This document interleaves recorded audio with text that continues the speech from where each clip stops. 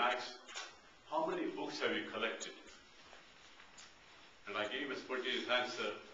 I've collected so far 50,000 books for the colleges and universities. And I've also collected 5,000 Toastmasters magazines for the prisons.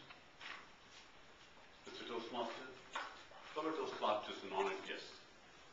Today, I've received another book which is titled The War of Necessity and War of Choice.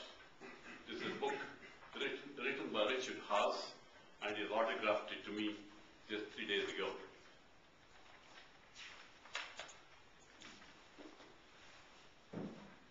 Mr. Richard Haas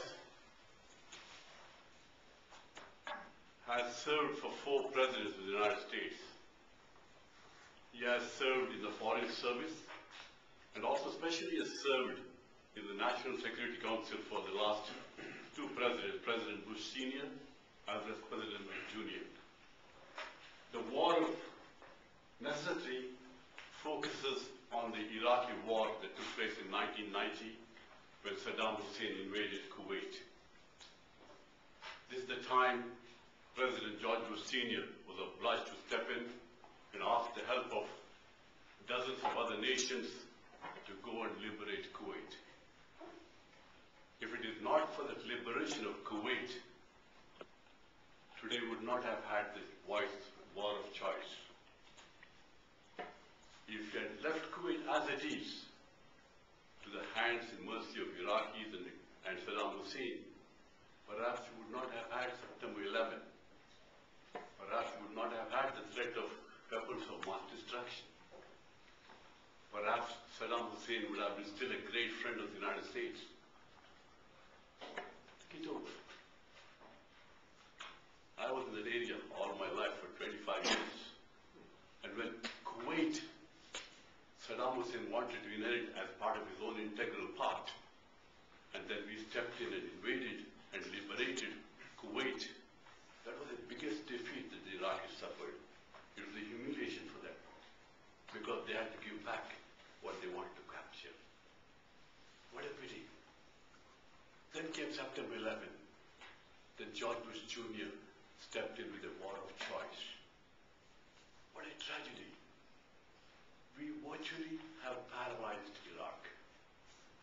Hundreds of thousands of Iraqis have been killed, innocent people, because of Saddam Hussein's stupidity.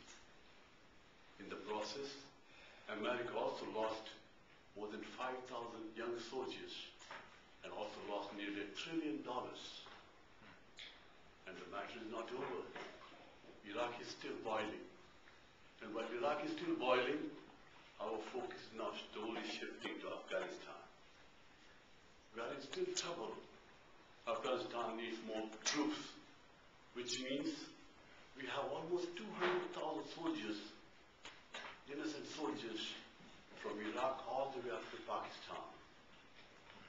If it is not for that first war of necessity, perhaps there would not have been Al-Qaeda. There would not have been Hamas. There would not have been Jamaat-e-Islam. Perhaps there would not have been suicidal bombers. All cropped up from that first war of necessity.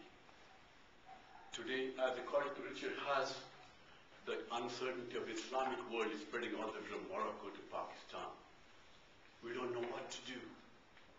We have 200,000 soldiers there guarding the security and stability of most volatile areas. In that whole region of the Persian Gulf, there are more than 400 oil tankers floating at any one time. And if it is not for the United States intervention, any time those radicals can stop, close the Gulf of Hormuz, and block those oil tankers. They can destroy the installations and the pipelines. The barrel of oil can be $200 tomorrow. The gallon of gas can be as much as $10 a gallon, and perhaps it won't be available. So Americans have a special role to play in this world of challenge. I asked 2 questions with Mr. Richard Haas.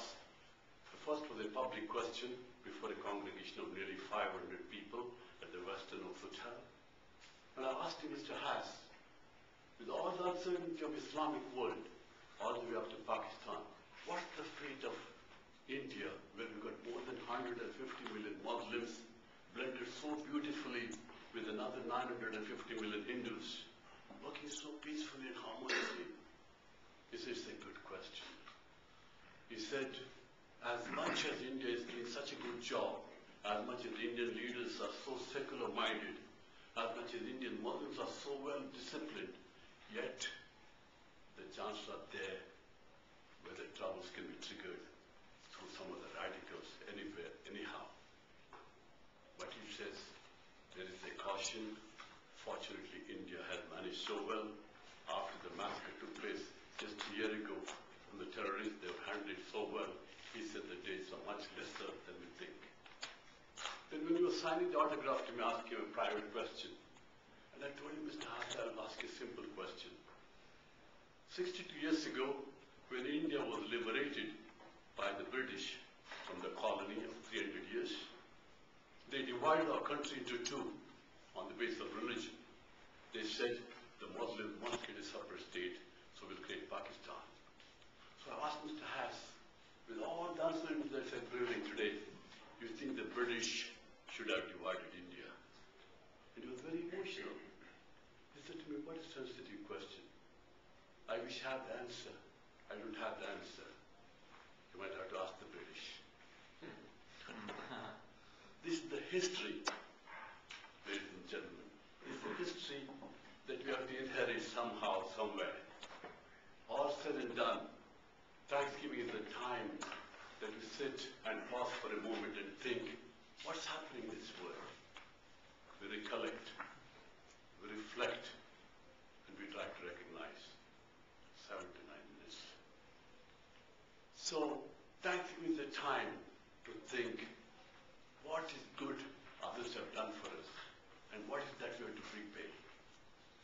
Thanksgiving is a time for us to be thankful for all our soldiers, young and old, men and women, struggling in different parts of the world, in different conditions.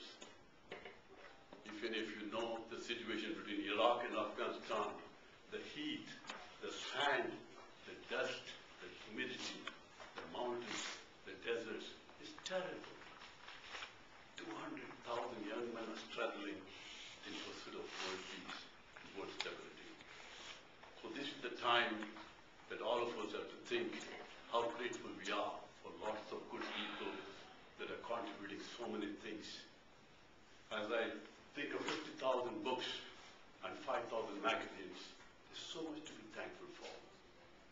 We don't have to eat turkey to celebrate Thanksgiving. Turkey is part of the ritual. I get 2 turkeys every year as gifts, and none of us eat turkeys, so we give our turkeys away for others to use.